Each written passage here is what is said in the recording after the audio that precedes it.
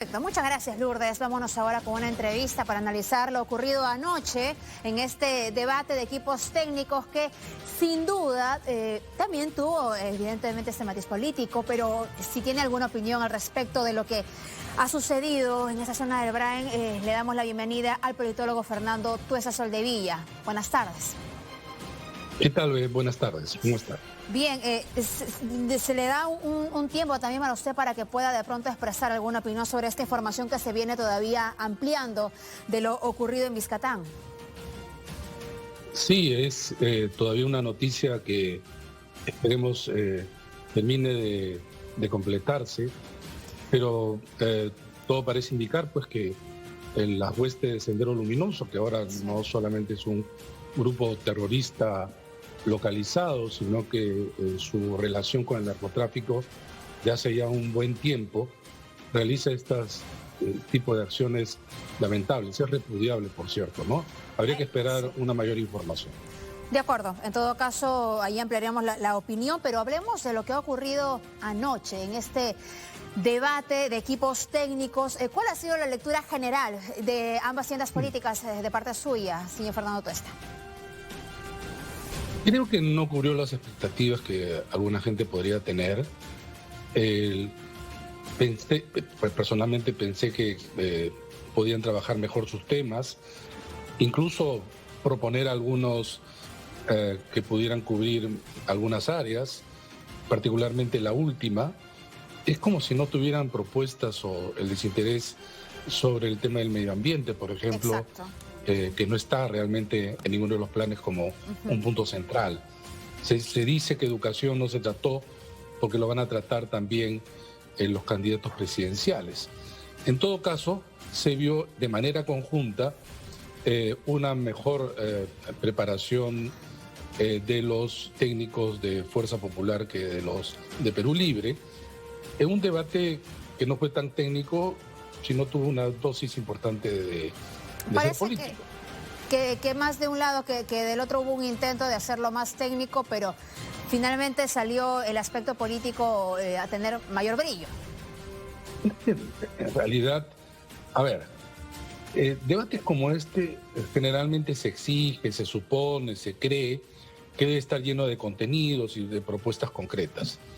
En realidad el tiempo que tiene cada uno de los temas es realmente pequeño para a su vez temas tan importantes y tan grandes. El tema de economía en realidad se ve reducido, el tema de salud, por decir nada más dos de ellos.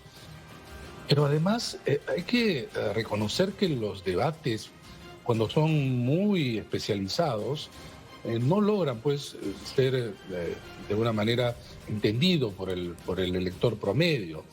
Los debates sirven muchas veces para observar un poco del cómo transmiten, en este caso, los encargados de cada tema, ¿no? Y ahí ves, pues, claramente, yo estoy seguro que la gente no se acordará, sino muy poco, casi nada de propuesta alguna, sino del cómo, ¿no? Entonces tú veías, por ejemplo, en el primer tema de reforma del Estado, que se habló muy poco, dicho sea de paso, de reforma del Estado, a las dos representantes que creo que poco tenían que aportar en el tema del Estado, mejor dicho, poco aportaron, ¿no? Pero en el tema económico, indudablemente el exministro Carranza se le veía pues con bastante suficiencia comparativamente con el representante de Perú Libre. Pero ahí viene la otra pregunta. Todo lo que se ha ofrecido es muy difícil que se cumpla, pero lo decía con solvencia. Sí. Entonces hay puntos para poder analizar uno por uno, ¿no? De hecho, hay sí una pregunta que formular al equipo también de Perú Libre, que en el momento de hablar de reforma del Estado hablaba de nueva constitución, pero parece que llegar a acuerdos y consensos a nivel del legislativo si se hace conforme a la constitución. ¿Qué ocurre si no se puede hacer esta reforma de la constitución o esta nueva constitución? ¿Cuál es el plan B o el nuevo planteamiento? Y esa pregunta quedará ahí para que nos la puedan resolver seguramente. Pero cuando usted hablaba de los tiempos, ¿esto es coherente entonces con lo que dijo al salir del debate la señora Dina Boluarte, de que no es que no tengan propuestas, sino que faltó tiempo y no pudieron desarrollarlas porque no tienen quienes los entrenen para poder concretar sus ideas en un periodo muy cortito?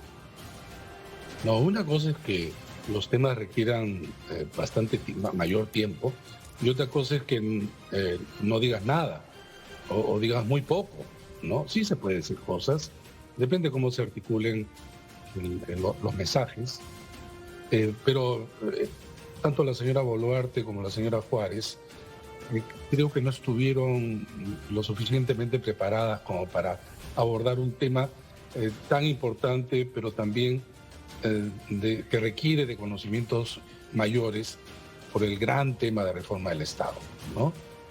En el caso, por ejemplo, de salud, estuvo mejor, creo yo, el ex congresista Ceballos, que conoce mucho más de salud pública, por lo visto, que el representante de Fuerza Popular, el médico Recoba.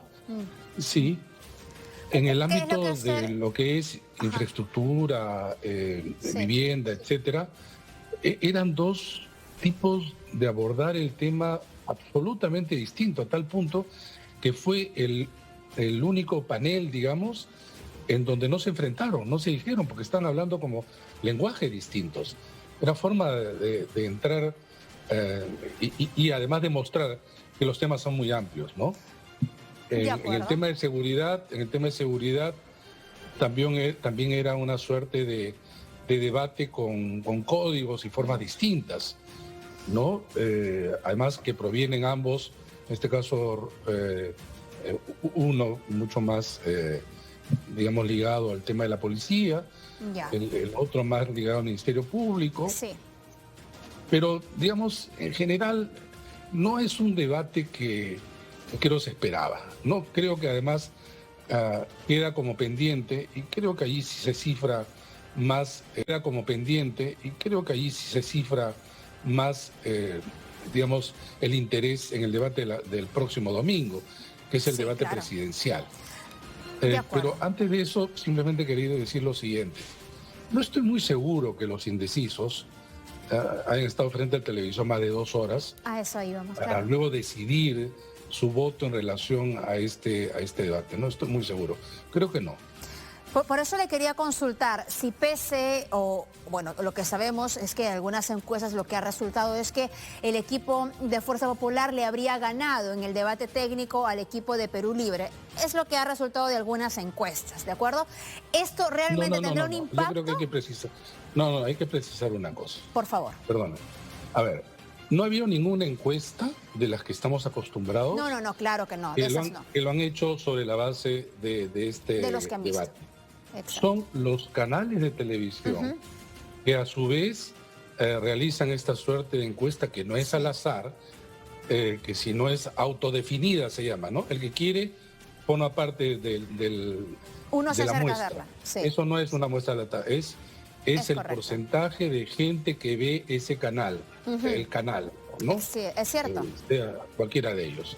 Pero a pesar de eso, no es representativo, sino de quienes vieron el canal, ¿no? Entonces hay que tener mucho cuidado porque la gente suele confundirse. No, por eso le preguntaba si a pesar de esta apreciación de algunos que han visto el debate, eso podría tener o no un impacto, entendiendo que además, como usted ha dicho, lo más interesante para algunos será o más atractivo ver el debate el próximo domingo. No, sin duda. El debate presidencial es el que atrae la mayor atención. Repito, siendo importante, no creo que la gente vaya a definir su voto en relación a lo que vio ayer. Claro. Es más, hay gente que pudo reconocer de que, digamos, el equipo de su candidato o candidata no estuvo a la altura y sin embargo eso no lo tiene por qué hacer modificar su intención de voto. De lo que se trata y está en disputa ahora es el cargo de presidente de la República.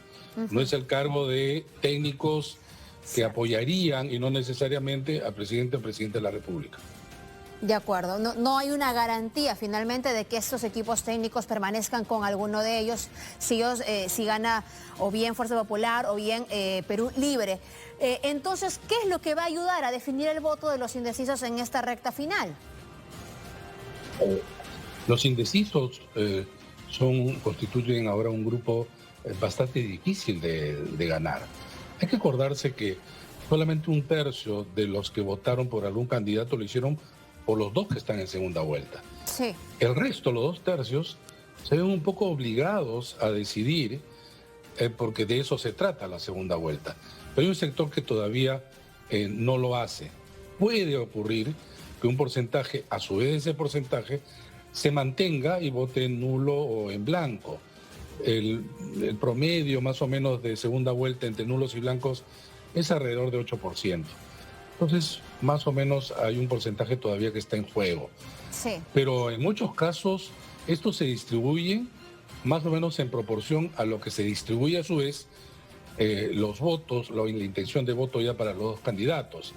Pero como parece ser de que el resultado está ajustado, una pequeña diferencia va a hacer la diferencia.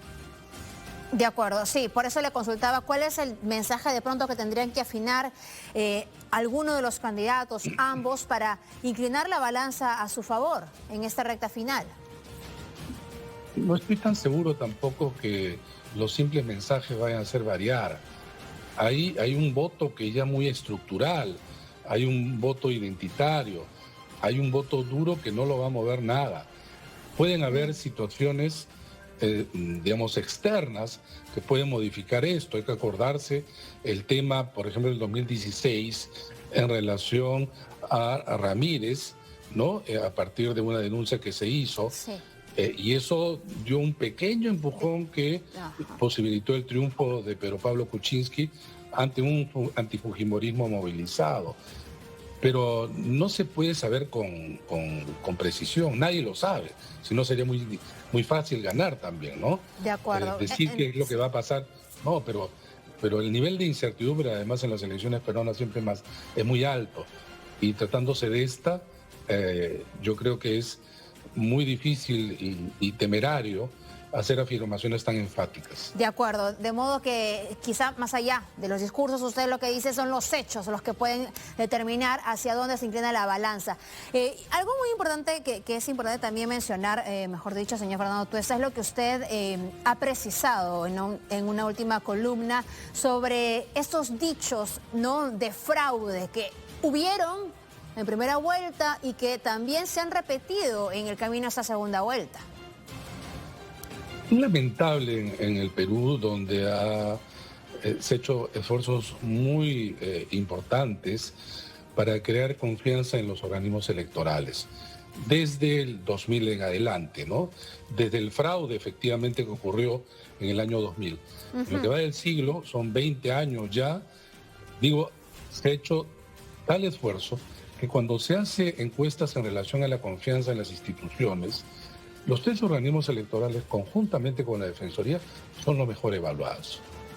Sin embargo, la polarización, el descrédito en general de las instituciones y el Estado, particularmente lo que hemos vivido ya en los últimos años, crea pues un campo abonado para que cualquier tipo de denuncia sea asumida casi como verdad. En la primera vuelta, ninguna de estas supuestas denuncias tuvo asidero, ninguna. Sin embargo, de manera irresponsable se ha repetido, porque aparece un audio, aparece un video, aparecen algunos votos por ahí tirados, entonces la gente cree que esto es fraude. No se conoce el proceso.